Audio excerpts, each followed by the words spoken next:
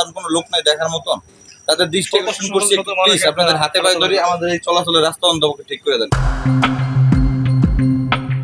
মাত্র 10 থেকে 15 মিনিটের বৃষ্টিতেই সড়ক ডুবে যায়, হাঁটুর সমান পানিতে নেমে চলাচল করতে বাধ্য হচ্ছেন সাধারণ মানুষ। বৃষ্টির পানি ও ড্রেনের ময়লা মিশে একাকার হয়ে তৈরি করেছে চরম দুর্ভোগ, বাড়ছে স্বাস্থ্য ঝুঁকিও। গাজীপুরের কালিয়াকৈর পৌরসভার বিভিন্ন এলাকায় সামান্য বৃষ্টিতেই তীব্র জলাবদ্ধতা দেখা দিচ্ছে। দুর্বল ড্রেনেজ ব্যবস্থা ও দীর্ঘদিন পরিষ্কার না করায় বৃষ্টির পানি দ্রুত নিষ্কাশন হতে পারছে না, ফলে সড়ক জুড়ে জমে থাকছে পানি। রূপায়ণ lake castle, welcome to the land of piece. রোববার রাতে অল্প সময়ের বৃষ্টিতে পৌরসভার একাধিক প্রধান সড়ক ও অলিতে গলিতে হাঁটু সমান পানি জমে যায়। এতে পথচারী, স্কুল কলেজগামী শিক্ষার্থী ও কর্মজীবী মানুষ চরম ভোগান্তিতে পড়েন।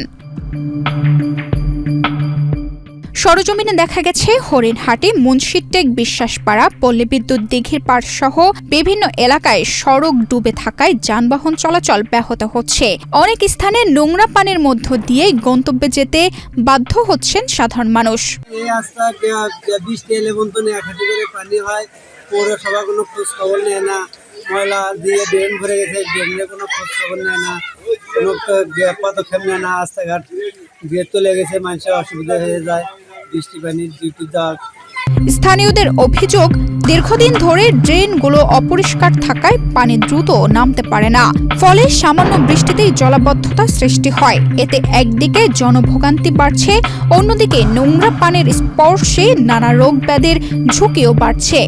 চলাচলের অনুপযোগী হয়ে গেছে। এই রাস্তা দিয়ে চলা যায়? আপনি বলেন, একটা মানুষ অসুস্থ হয়ে গেলে যাওয়ার মতো কোনো একটু বৃষ্টি হলেই 10 মিনিট বৃষ্টি হলে পানিতে দোকানপাট সব তলায় যায়, যাওয়ার মতন অপশন নেই। প্যান্ট কাঁচাইয়া তারপরে যাওয়া লাগে। কি অবস্থা দেখেন, এই ময়লা পানি যদি শরীরে লাগে, এগুলা কি অসুখ বিসুখ হবে না? এগুলা কি রাষ্ট্রে কি কোনো লোক নাই, দায়িত্ববান কোনো লোক নাই দেখার মতন? তাদের দৃষ্টি আকর্ষণ করছি, প্লিজ আপনাদের হাতে পায়ে ধরে আমাদের এই চলাচলের রাস্তা অন্তত ঠিক করে দেন। সমস্যা সমাধানে দ্রুত কার্যকর ড্রেনেজ ব্যবস্থা গ্রহণ ও নিয়মিত পরিষ্কার পরিচ্ছন্নতা নিশ্চিত করার জন্য সংশ্লিষ্ট কর্তৃপক্ষকে জরুরি হস্তক্ষেপ কামনা করছেন এলাকাবাসী। তানজিদা রহমান, ইনায়া, বাংলাদেশ প্রতিদিন।